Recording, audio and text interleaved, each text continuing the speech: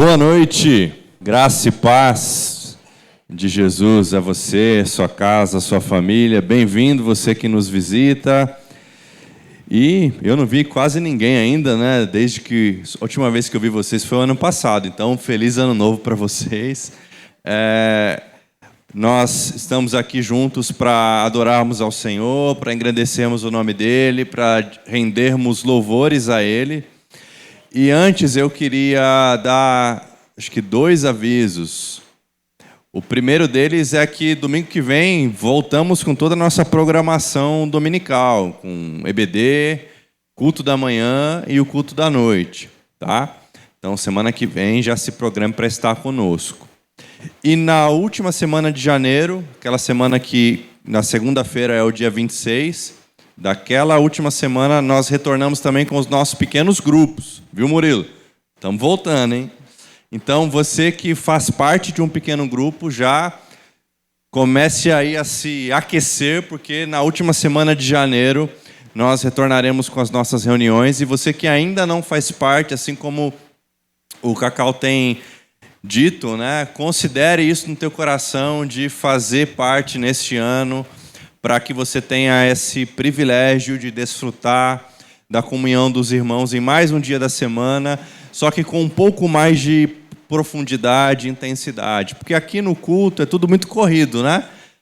A gente se cumprimenta, quando vai ver já foi embora, nem conseguiu falar direito, não sabe o que está acontecendo. E os pequenos grupos, eles são intencionais para essa comunhão, para essa proximidade, para essa oportunidade de orarmos uns pelos outros, de sabermos quais são as necessidades uns dos outros. Então, considere isso no teu coração, amém? Como o Cacau gosta de dizer, né? Falou amém, né? Se comprometeu. Queria te convidar a ficar de pé. Abrir a sua Bíblia comigo no Salmo de número 92.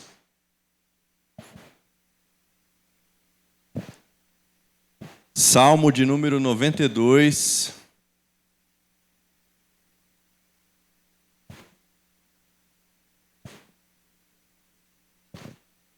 E juntos nós, lendo o texto bíblico, vamos voltar a nossa atenção ao Senhor, que é quem nós viemos adorar nessa noite. Amém? Salmo de número 92. É bom dar graças ao Senhor e cantar louvores ao Altíssimo. É bom proclamar de manhã o teu amor e de noite a tua fidelidade. Ao som de um instrumento de 10 cordas, da harpa e da melodia da lira, tu me alegras, Senhor, com tudo que tens feito. Canto de alegria por causa de tuas obras. Quão grandes, Senhor, são os teus feitos e profundos os teus pensamentos. Só o ignorante não sabe, só o tolo não entende. Embora os perversos brotem como a grama e floresçam os que praticam o mal, eles serão destruídos para sempre. Mas tu, Senhor, serás eternamente exaltado. Teus inimigos, Senhor, perecerão. Todos que praticam o mal serão dispersados. Tu, porém, me tornaste forte como o boi selvagem e me ungiste com óleo da melhor qualidade. Meus olhos viram a queda dos meus inimigos.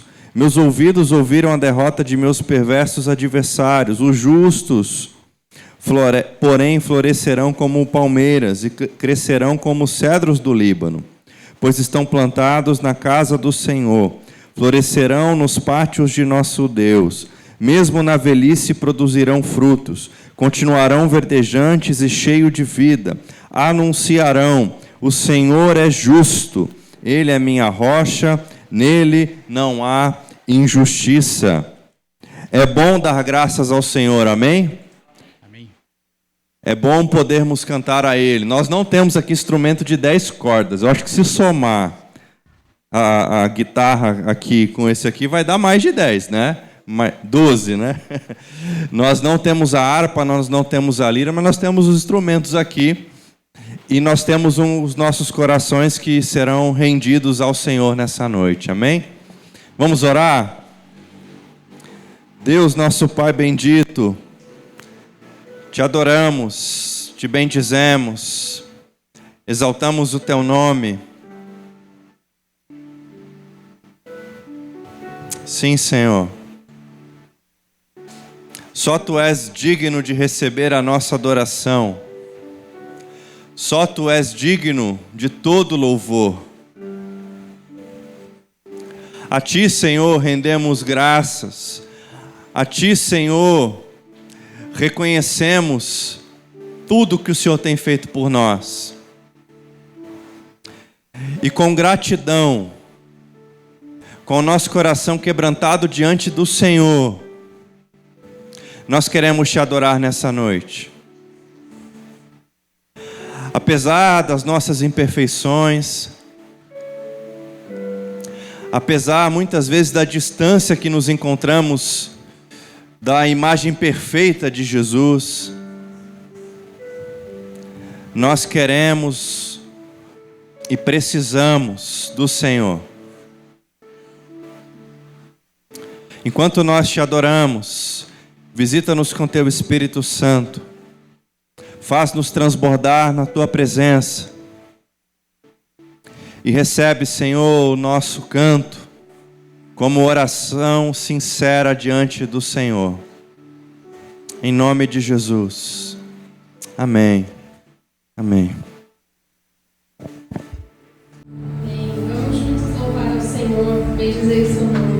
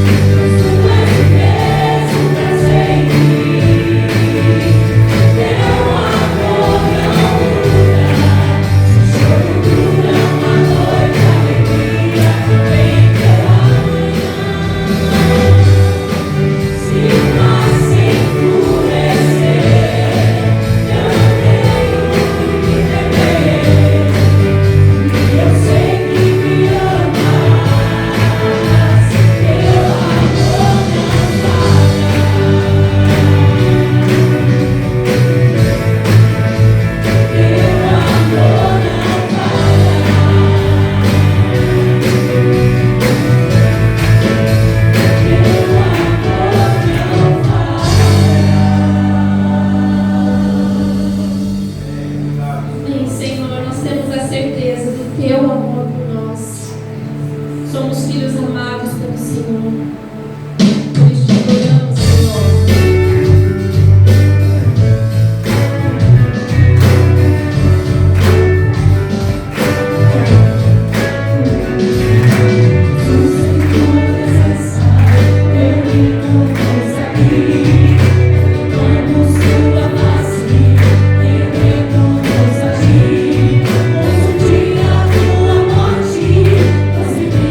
Todos nós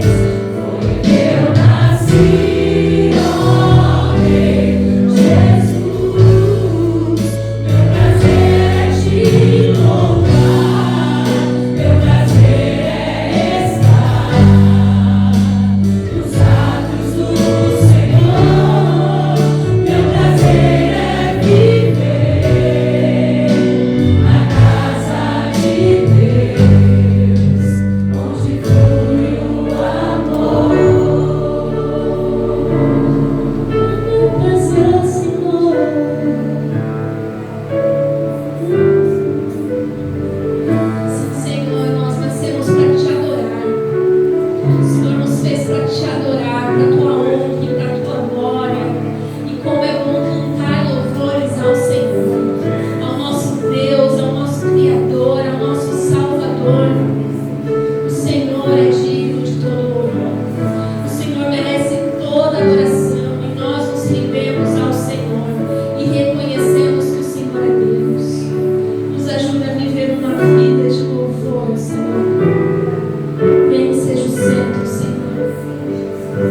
Vem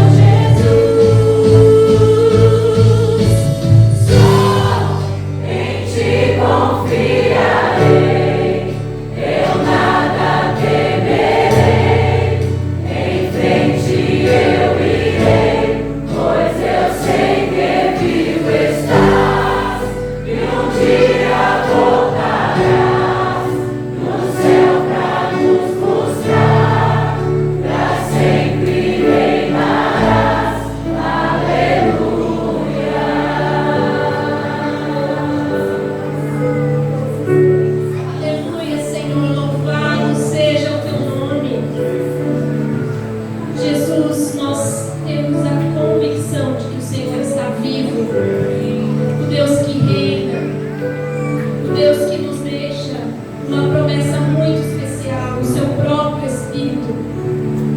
E nós continuamos te adorando e te louvando até que o Senhor venha. Jesus, é tudo para ti.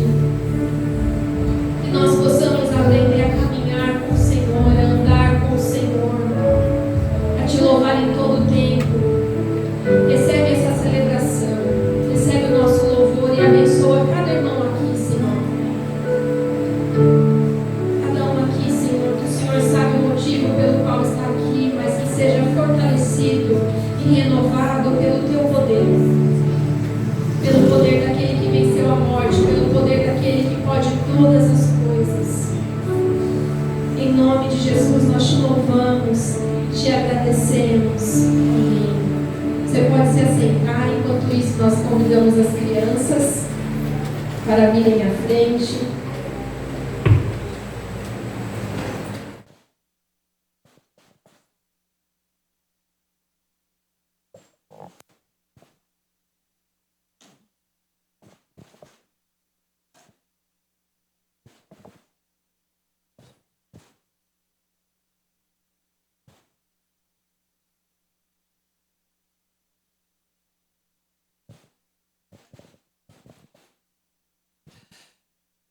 Oremos. Santo e eterno Deus, obrigado, Pai, por mais esse dia. Muito obrigado por este momento, Pai. Momento tão bom, maravilhoso, que o Senhor concede a cada um aqui, ó Pai. Já te agradecemos por tudo que ocorreu, pelas músicas. Te damos graça, ó Pai, porque sem Ti não somos nada. E o Senhor está conosco, Deus. Te peço por este momento que as crianças vão para a sala, que elas vão aprender, ó Pai, a Tua palavra da maneira que elas consigam entender. Que esteja abençoando as professoras para que possam ensiná-las, ó Pai. Te pedimos também pela mensagem, que possa tocar os nossos corações. É por isso que eu te peço, em nome de Jesus, amém. Amém.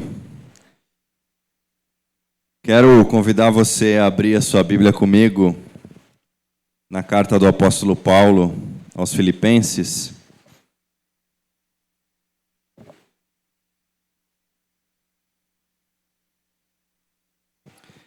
Filipenses capítulo 2.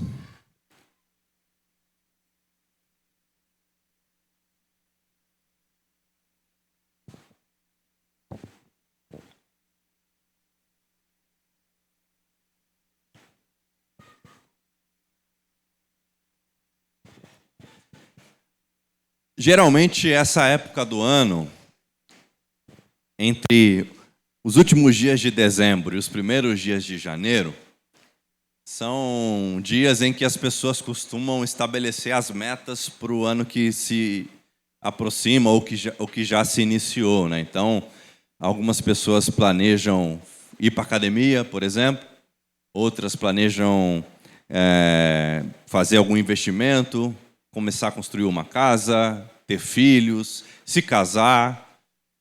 E está tudo bem, a gente vai vivendo assim.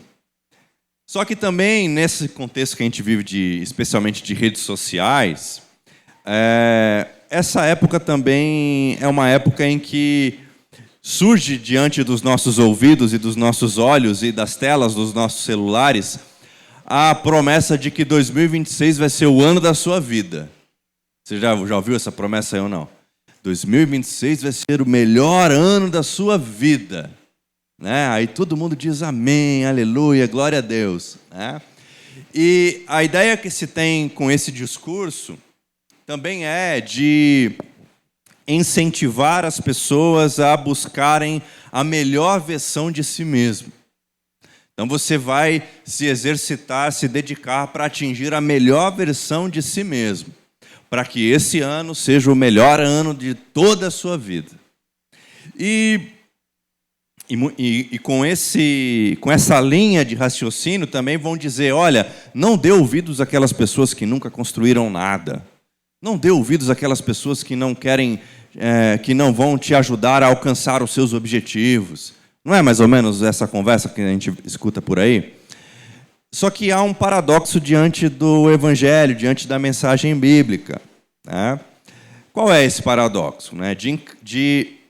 Fica escancarado diante de nós um conflito, o conflito de viver para si versus viver em amor ao próximo. versus viver amando o próximo, que é o nosso chamado feito por Cristo. Cristo nos chama a amar o próximo, a viver uma vida de amor ao próximo. Então, não há nada de errado em você planejar o seu ano, não é isso que eu quero trazer nessa introdução. O problema é quando o seu planejamento está todo voltado para si mesmo. O problema é quando no seu planejamento não tem o outro, o próximo, as dores do próximo, as necessidades do próximo. O que é que nós vamos partilhar com o próximo? O que é que eu tenho de mais que falta para o próximo? Para o meu irmão, para a minha irmã. Então, o nosso planejamento de ano, se nós queremos de fato uma vida daqueles que se identificam com Cristo e fizeram de Cristo seu Senhor e Mestre, e por fim se tornaram discípulos de Jesus, é um planejamento que visa essa experiência de caminhar ao longo da vida em dedicação e serviço ao próximo. E às vezes a gente tem uma ilusão, a gente olha, por exemplo, para a igreja primitiva de Atos 2 e costuma achar que aquela igreja era uma igreja perfeita. Já teve essa ideia? Não, porque eles dividiam tudo, eles repartiam tudo, e eles perseveravam na doutrina dos apóstolos. Mas acontece que não era uma igreja perfeita, ela tinha problemas. Nós olhamos para a igreja evangélica brasileira e a gente acha que o problema começou agora. Mas o problema sempre esteve na igreja. Essa dificuldade que nós temos muitas vezes de concordar, de caminhar junto, de servir, apesar das nossas diferenças, é uma dificuldade que sempre aconteceu na igreja, na história da igreja. Então, a igreja de Atos não era perfeita, nem mesmo a igreja de Filipos era perfeita, apesar de ser uma igreja muito elogiosa e muito elogiada por Paulo, né? Paulo elogia várias vezes a igreja de Filipenses, a igreja de Filipos. Mas não era uma igreja perfeita. E eu não sei se você sabe, nesse contexto que nós vivemos hoje, em que as pessoas estão muito focadas em si mesmas, não é difícil nós encontrarmos cristãos odiando outros cristãos. Sabia disso? Já viu? Tem alguém odiando você? Brincadeira. Não é difícil. E Paulo, nesse texto que nós vamos ler, ele está exortando esses irmãos a se lembrarem de uma coisa. A nossa rotina como discípulo de Jesus é a rotina do amor. É a rotina da comunhão. É a rotina do serviço. E é a rotina que ele vai dizer depois, que nós vamos ler, sobre você considerar os outros mais importantes do que a si mesmo. Olha que desafio. Então, esse cenário de tensão, que não é novidade, mas que se potencializou com as redes sociais, ele se aproxima diante de nós e nós devemos olhar para esses cenários e para essas possibilidades de tensão com muito temor a Deus, para que nós não venhamos permitir que nada venha nos afastar do amor fraternal em Cristo Jesus, amém? Nada. Nada, nada, nada, nada. É um desafio para nós como igreja. E quando nós pensamos em planejar o nosso ano, isso devia estar no topo da nossa lista de preocupação. Como vou me dedicar em amar o meu próximo? Como vou me dedicar em não me separar do meu próximo? Como vou me dedicar em não romper com o meu próximo? Como vou me dedicar em ser mais generoso com o meu próximo? Isso devia estar no ápice, no topo da nossa lista. Mas, sendo honesto, não costuma estar. Não costuma estar. Então, antes da gente traçar essas metas que estão centradas em nós mesmos, ou como dizem por aí, voltada para o nosso próprio umbigo, né? Nós precisamos traçar as metas para o ano, e não apenas para o ano, mas para a vida, com a mente de Cristo. Tendo a mente de Cristo. Buscando a atitude de Cristo. E o texto que está diante de nós, Filipenses capítulo 2, versículo 1, diz o seguinte, o apóstolo Paulo dizendo: há alguma motivação por estar em Cristo? Há alguma consolação que vem do amor? Há alguma comunhão no Espírito? Há alguma compaixão e afeição? Então, completem minha alegria, concordando sinceramente uns com os outros, amando-se mutuamente e trabalhando juntos, com a mesma forma de pensar e um só propósito. Não sejam egoístas, nem tentem impressionar ninguém. Sejam humildes e considerem os outros mais importantes que vocês. Não procurem apenas os próprios interesses, mas preocupem-se também com os interesses alheios. Tenham a mesma atitude demonstrada por Cristo Jesus. Vamos orar mais uma vez?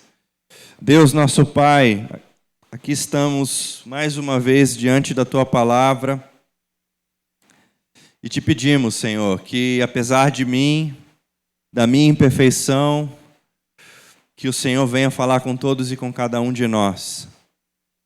Que a Tua Palavra encontre boa terra nessa noite, Senhor. E que nós sejamos todos e cada um de nós consolados e confrontados pela Tua Palavra, Senhor. Oramos assim, em nome de Jesus. Amém. Paulo faz perguntas retóricas àqueles irmãos. Vocês têm alguma motivação para estar em Cristo? A resposta, evidentemente, seria sim. Vocês terem alguma consolação que vem do amor? A resposta, naturalmente, seria sim. Tá? Há alguma comunhão no Espírito? Também muito fácil de acertar essa resposta. Vocês estão gabaritando, hein? Há alguma compaixão e afeição? Sim, há. E aí, diante dessas perguntas retóricas, Paulo então diz para os irmãos: então, se a sua resposta foi sim para isso que eu acabei de perguntar, completem a minha alegria. Completem a minha alegria. Paulo, de que forma? Concordando sinceramente uns com os outros. Ah, não vai dar, Paulo. Tem uns que gostam de feijão por baixo, outros por cima. Tem gente que gosta de bife mal passado, bem passado, ao ponto. Tem gente que torce até pro Corinthians, né? Inclusive tocou, cantou aqui, né? Tipo, né?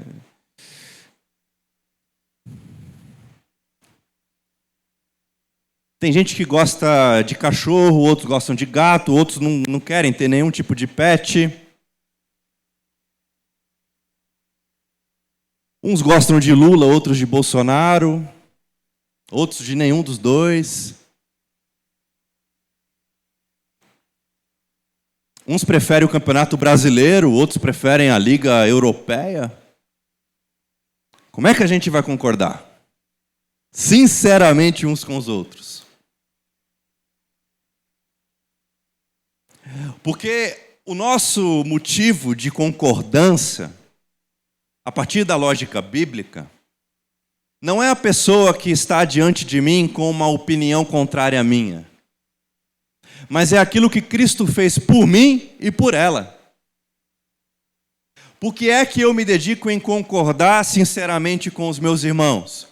Porque eu estou focado inteiramente naquilo que Cristo fez por nós. É Jesus o motivo da nossa concordância. É Jesus o motivo que nos une. É Jesus que nos traz a convicção de que existe uma alegria na unidade. E qual é o fundamento da unidade, então? Primeira coisa, o fundamento da unidade é a alegria de pertencer a Cristo. Não é sobre a superficialidade de todos os outros temas, como esses exemplos que eu citei para vocês, que podem ser capazes de nos afastar, de nos rivalizar. Porque a nossa alegria é de pertencer a Cristo. E a nossa unidade, o fundamento dessa unidade é justamente essa lógica: eu pertenço a Cristo. O Carlão pertence a Cristo. Portanto, não há nada entre Carlão e eu que seja mais profundo, mais intenso, mais necessário, mais importante do que a alegria que temos de pertencer a Cristo. Logo, tudo o que temos diante de nós que é antagônico, que é discordante, fica pequeno diante da alegria de pertencer a Cristo.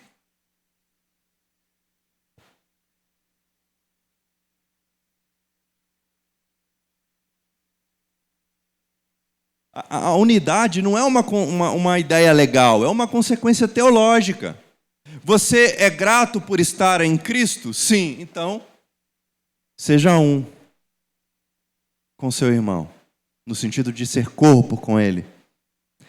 Você desfruta de consolo que vem do amor de Cristo? Então ame verdadeiramente o seu irmão. Entende? Há um fundamento diante de nós. O fundamento não é a amizade humana. É a alegria de pertencer a Cristo. Porque vocês sabem, numa igreja, nossa igreja, o Carlão atualizou 113. O passarinhos me disseram que vai aumentar esse número aí. Mas 113 pessoas. Você acha mesmo que o Silvio vai ser amigo de todos na mesma proporção, igualzinho? Não. Jesus tinha 12, e dos 12, 3, e dos 3, 1. Então é natural que a gente tenha relações mais próximas com algumas pessoas do que com outras. Agora, não é natural, quer dizer, natural é porque é da nossa carnalidade, mas não é espiritual, não tem a lógica do Evangelho, nós nos distanciarmos dos outros com base na amizade. Não, essa pessoa eu não tenho tanta amizade assim com ela, então eu não vou concordar muito com ela, não vou fazer questão de estar próximo dela, porque não. O fundamento é estar em Cristo, é a alegria de pertencer a Cristo, não é a nossa amizade.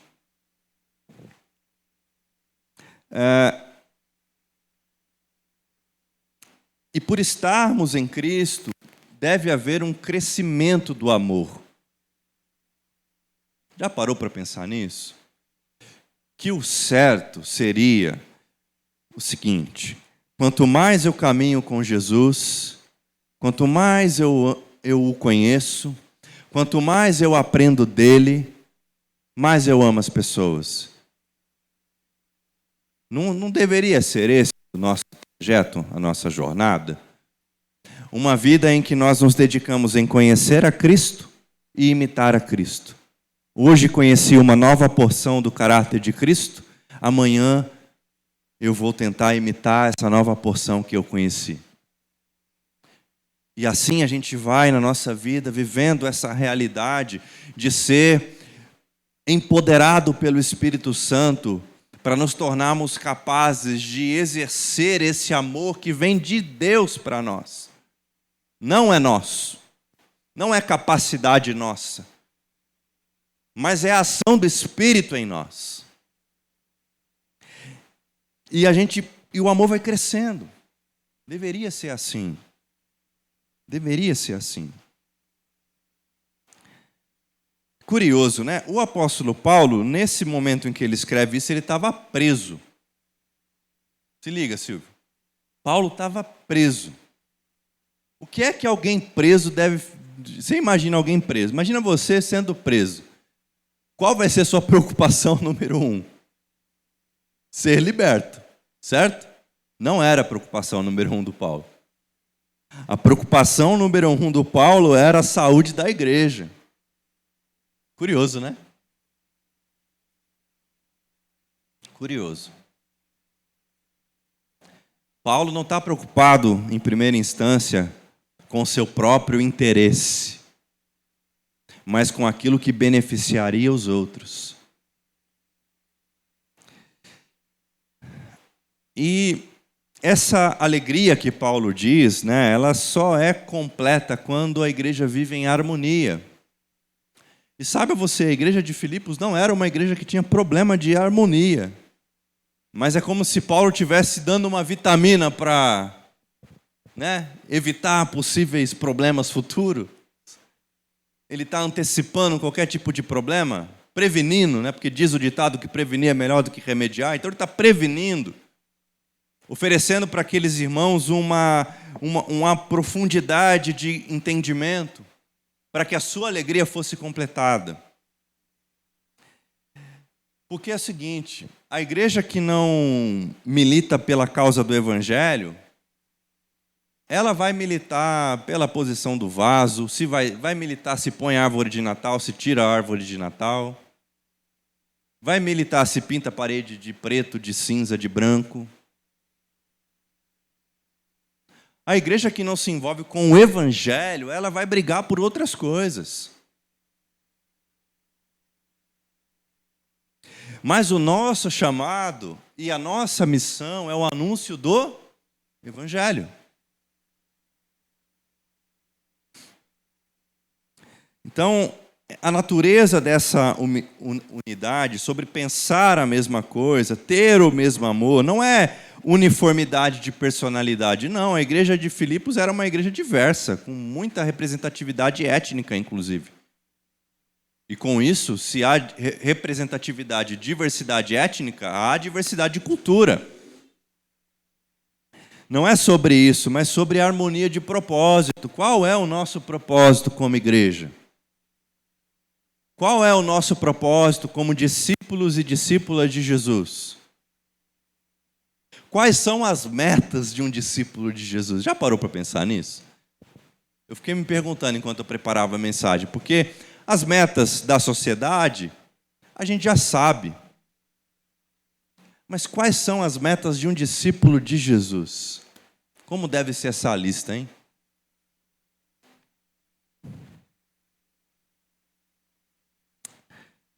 A nossa teologia, por mais sólida que ela seja, por mais ortodoxa que ela seja, por mais zelosa que ela seja, ela precisa ter a influência do amor. Senão, já disse o apóstolo Paulo em 1 Coríntios 13, né, ainda que eu falasse a língua dos homens, né, e não tivesse amor, ia valer nada. Então, todo o nosso zelo teológico, toda a nossa preocupação doutrinária, tudo isso precisa ter influência do Espírito do amor. E aí, diante dessa unidade, apresenta-se diante de nós um obstáculo, mas também um remédio, né? O versículos 3 e 4 dizem o seguinte, vai ter uma versão que vai dizer sobre você não vai usar a palavra vanglória, né? Mas na minha aqui diz o seguinte, não sejam egoístas, não tentem impressionar ninguém, sejam humildes e considerem os outros mais importantes que vocês. Não procurem apenas os próprios interesses, mas preocupem-se também com os interesses alheios. Eugene Peterson, na paráfrase A Mensagem, esse versículo 4, ele descreveu da seguinte forma: esqueçam-se de vocês o suficiente para estender a mão e ajudar. Porque qual é o obstáculo que está diante de nós? O nosso egoísmo, a nossa vanglória, essa ideia de que somos importantes. Essa ideia de que somos o centro do coração de Deus, né? Essa ideia de que o mundo gira em nosso redor, né? As pessoas existem para nos satisfazer. Nós existimos para usar as pessoas para conseguir os nossos objetivos. Toda essa ideia evidencia o nosso egoísmo, fruto do pecado, da queda. E qual seria o remédio para o nosso egoísmo, segundo o apóstolo Paulo? A humildade. Então, o remédio para o egoísmo, o remédio para a busca de vanglória é a humildade.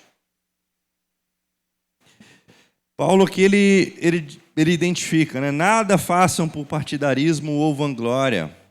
O que é a vanglória? É a exaltação da carne, é a invenção pessoal, é o desejo de ser superior, de ter destaque, de ser notado. E é a raiz do conflito entre homens, né? O interesse próprio, desvirtuado, mal compreendido, absolutizado, esse interesse próprio que é colocado na frente de tudo e de todos, vanglória, egoísmo, é o que faz a gente brigar.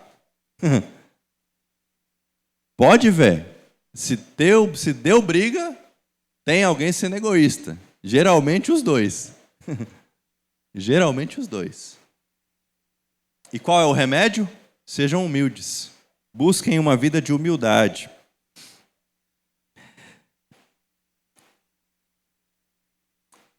E isso é muito, muito importante de nós nos atentarmos. Quando nós não cuidamos disso, é uma porta bem larga para o diabo entrar e fazer a festa. Quando a gente não dá espaço para reconhecer o nosso egoísmo e busca uma vida de humildade, é tudo que o diabo quer. Tudo que o diabo quer. A gente precisa tomar cuidado com isso. É um perigo, não só no que diz respeito à divisão da igreja, mas das nossas relações serem fragilizadas mesmo. Então, as divisões ocorrem porque nós não confrontamos o que resta de Adão em nós. O que é que ainda existe de Adão em você? Já parou para pensar? Geralmente a gente não para pensar nisso. O que é que existe de Adão em mim ainda? E é justamente por eu não pensar, por eu não confrontar, por eu não pressionar esse Adão, que às vezes eu ajo com egoísmo. Que eu não confronto o Adão que ainda existe em mim. Porque ao confrontar o Adão que existe em nós teremos que dar espaço para a mente e para a atitude de Cristo. E a gente, às vezes, não está muito afim. Vamos ser sinceros? E a humildade é esse remédio, né? Considerem os outros superiores a si mesmo. Não é aqui achar que você não vale nada. Sabe? Não é se desprezar. Não é se rebaixar. Não é se anular. Mas é tratar o outro com preferência. Tratar o outro com preferência. Dar espaço. É esse ato extraordinário de olhar para o irmão assumindo que a necessidade dele é mais urgente que a minha. É difícil, né? Você olhar para alguém e considerar que a necessidade desse alguém é mais urgente que a sua, e ao invés de você buscar formas de resolver a sua, você vai junto com aquele irmão buscar forma de resolver a dele. Olha que doideira que é o Evangelho, que é a mensagem do Reino de Deus.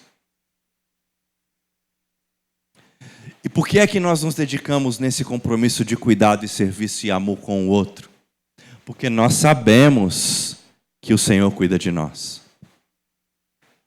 Porque nós sabemos que as nossas necessidades, que os nossos interesses, que os nossos sonhos serão todos eles cuidados e supridos de acordo com a vontade de Deus, o nosso Pai.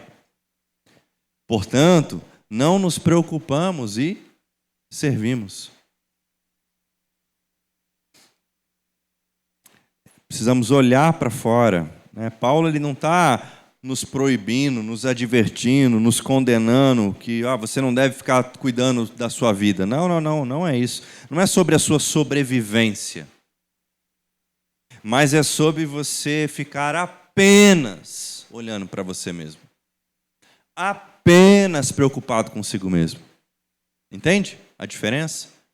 Tá tudo bem você batalhar pela sua sobrevivência, óbvio. Mas cuidado para não ficar apenas envolvido com o seu interesse, com o seu sonho, com os seus propósitos. Porque isso muitas vezes vai nos afastar da harmonia cristã e do cuidado com o próximo. Por isso nós tratamos o outro com preferência, né? Se cada um lembrar do próximo, ninguém será prejudicado e ninguém vai ficar sobrecarregado. Porque o que acontece? Geralmente tem poucas pessoas lembrando do próximo e essas poucas pessoas estão sobrecarregadas. É igual trabalho na igreja. Geralmente tem pouca gente trabalhando na igreja e tem muita gente sobrecarregada. Não pergunta para ninguém dessa igreja, não. Pergunta para alguém de outra igreja, para você fazer a pesquisa. Você vai entender. Então, quando nós nos dedicamos, nós socorremos alguém e tiramos o peso de outra pessoa. Tá? Diante desse remédio que é a humildade, e a humildade, gente, nada mais é, eu adorei uma definição que eu li enquanto eu estudava para essa mensagem. Sabe o que é a humildade? Não sou eu que disse, tá? Foi os comentaristas que eu li. Eu achei engraçado que 2 concordaram com o tema. Sabe o que é humildade? Cuidado, não estou te ofendendo, tá? Mas humildade é a consciência da sua insignificância. Doeu aí? Porque quando eu li, eu fiquei chateado, viu? Ser humilde é ter consciência da própria insignificância. Tem um vídeo do filósofo Mário Sérgio Cortella, não sei quantos conhecem, mas esse vídeo eu acho que é o vídeo que deixou ele mais famoso, assim, que teve maior repercussão. Quando alguém diz assim, sabe com quem você está falando? Já se deparou com alguém que disse isso? Sabe com quem que você está falando? Pesquisa depois desse vídeo. Mário Sérgio Cortella explicando com quem que você está falando. Você vai entender sobre essa consciência da insignificância. Isso é humildade. Por isso que nós damos espaço e preferência para o outro, porque a gente reconhece a nossa insignificância. Isso é ter a mente de Cristo. E por fim chegamos nesse modelo supremo, que é justamente a mente e a atitude de Cristo. Versículo 5. Tenham a mesma atitude demonstrada por Cristo Jesus. Sabe qual foi essa atitude demonstrada por Cristo Jesus?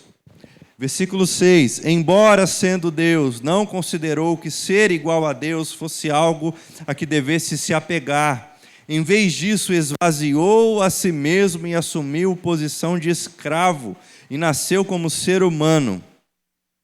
Quando veio em forma humana, humilhou-se e foi obediente até a morte, morte de cruz.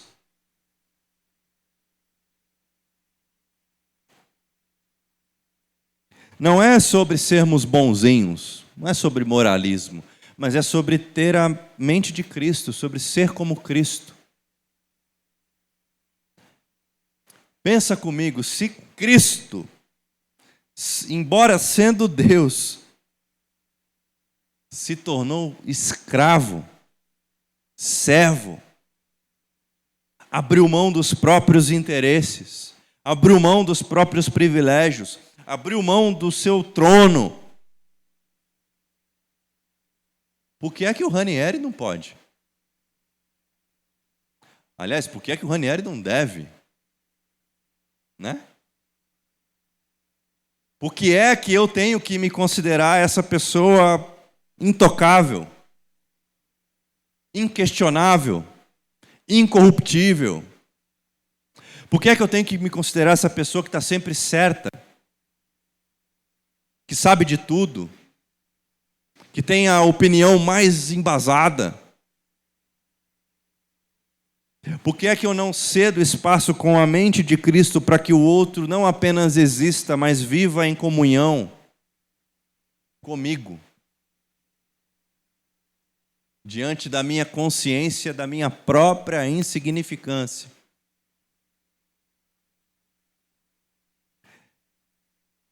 E não basta a nós termos a mente de Cristo apenas, porque a mente de Cristo nos levará para a atitude de Cristo.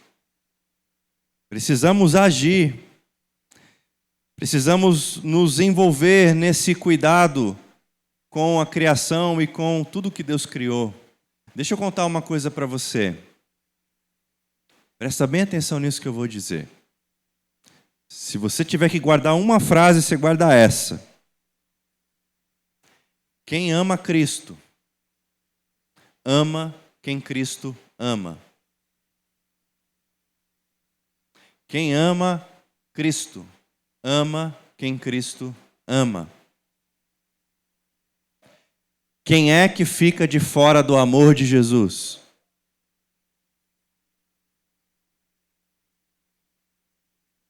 Há alguém que Jesus não demonstrou o seu amor na cruz?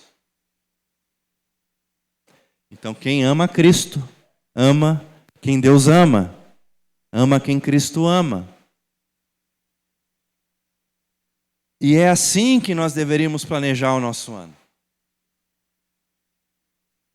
Com essa atitude, com esse coração, tirando os olhos de nós mesmos, por sabermos que estamos em Cristo.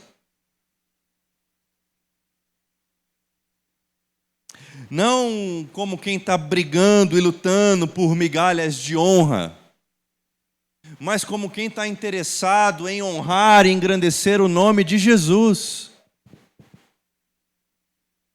Porque no final do dia, pouco importa o nome do Ranieri, do Silvio, do Carlos, da Fernanda.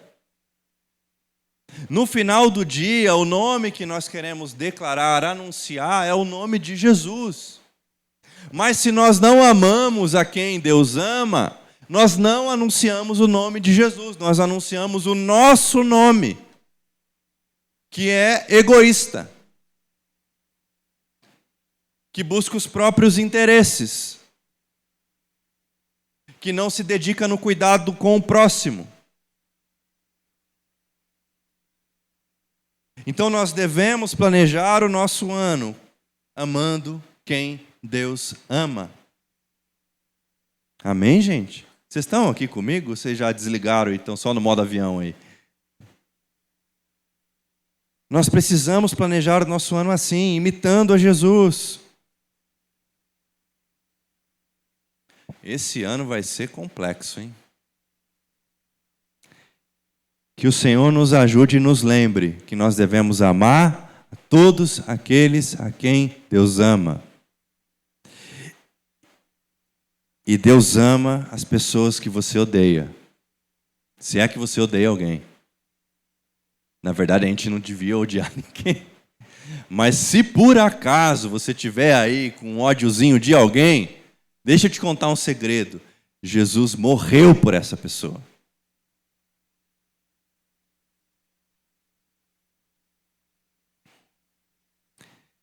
Então, qual deve ser a atmosfera da nossa comunidade, da Igreja de Jesus? O ambiente da igreja deveria ser insuportável para quem está se dedicando em odiar, para quem está se dedicando em dividir, para quem está se dedicando em contrariar. O ambiente da igreja tinha que ser insuportável ao ponto de alguém dizer em amor: olha, não é assim que nós fazemos aqui. Não é assim que nós vivemos aqui. Não é assim que nós nos relacionamos aqui. Porque nós decidimos seguir a Jesus. Nós decidimos ter a atitude de Jesus. E Jesus, embora sendo Deus, se esvaziou para servir. Aqui nós amamos a quem Deus ama. Esse deve ser o ambiente da igreja.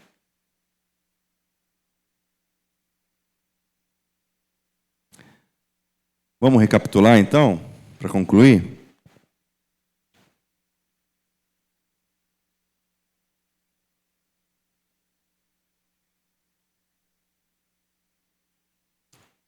Não é novidade que o mundo nos empurra para um egoísmo. Isso está claro, né? Mas Paulo está nos chamando para quê? Para uma vida fora de nós. Para além de nós. Nós entendemos aqui que a vanglória também destrói o quê? A comunhão. E o que é que restabelece a comunhão? Humildade. O que é a humildade? Consciência da própria insignificância.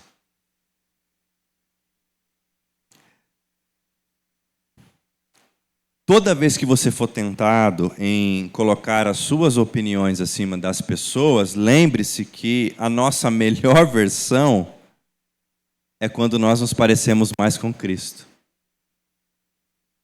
Lembra disso?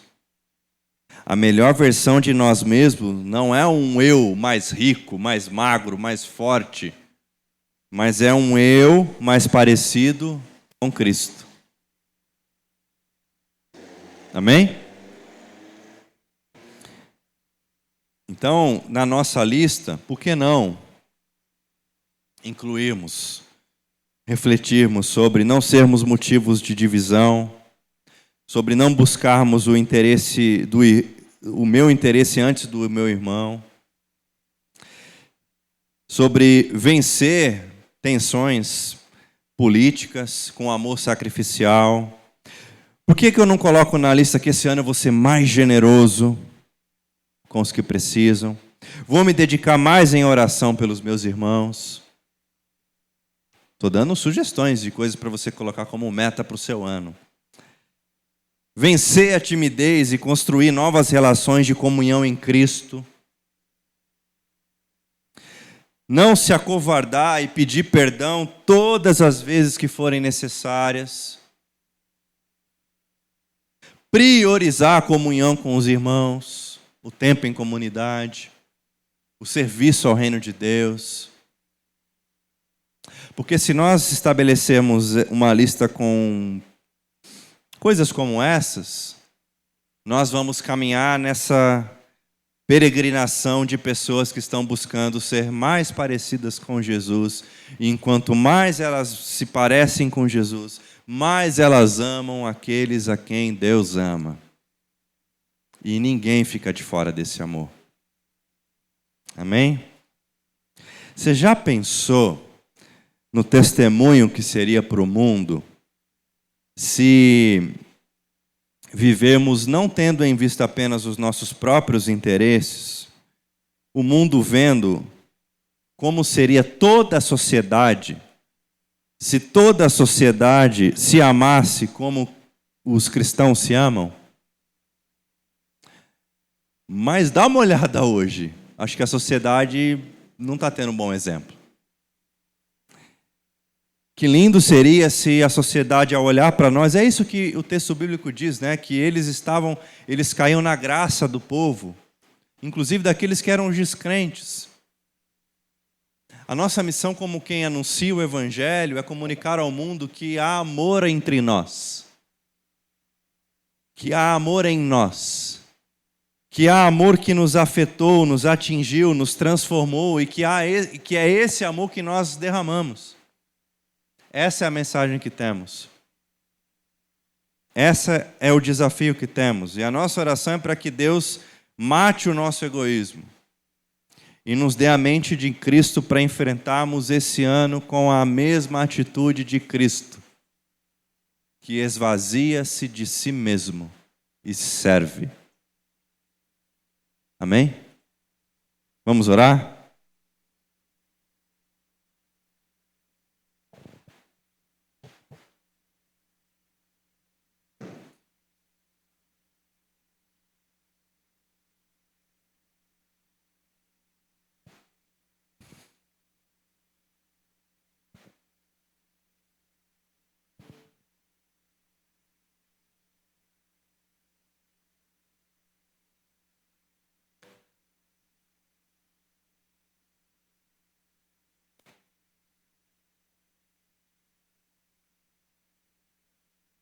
Sim, Senhor.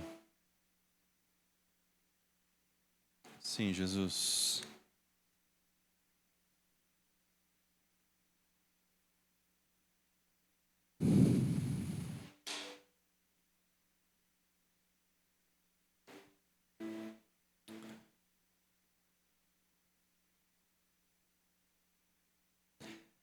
Senhor, Tu conheces o nosso coração e por isso sabe exatamente todos os planos que temos para nós, sonhos, metas, desejos. O Senhor sabe. O Senhor sabe exatamente também quais desses sonhos, dessas metas, desses objetivos nos afastariam do Senhor se eles fossem realizados. O Senhor sabe.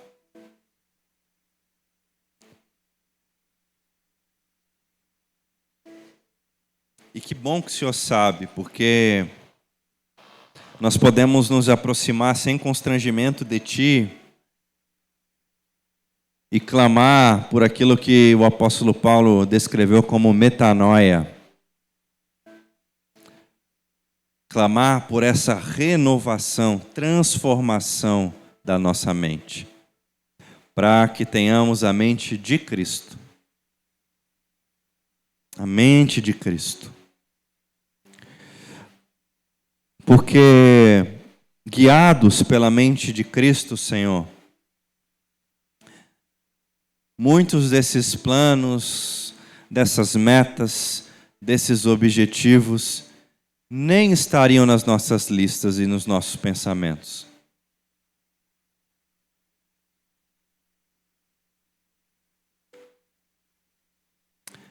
A minha oração, Senhor,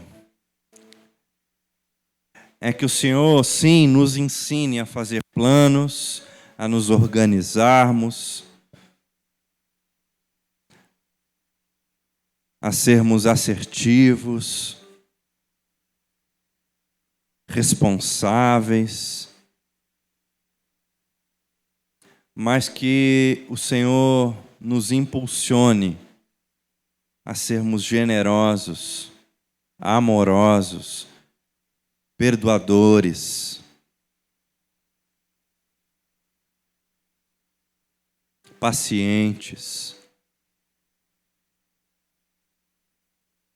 Que o Senhor nos transforme a ponto de conseguirmos caminhar em comunhão com todos aqueles e aquelas que pensam diferentes de nós.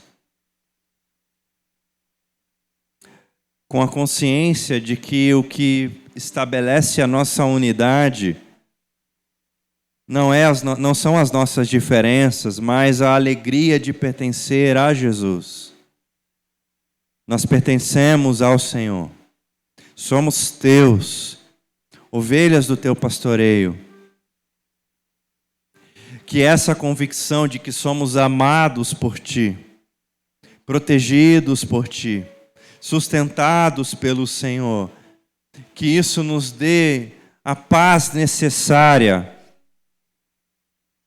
para vivermos um ano de interesse sincero em socorrer os nossos irmãos e irmãs, em sermos consolo, em sermos braços estendidos, em sermos socorro financeiro, em sermos socorro médico, em sermos, Deus, pessoas que se comprometem com a totalidade da vida do outro, porque entendem que nós devemos amar e cuidar de todos aqueles a quem o Senhor ama e cuida.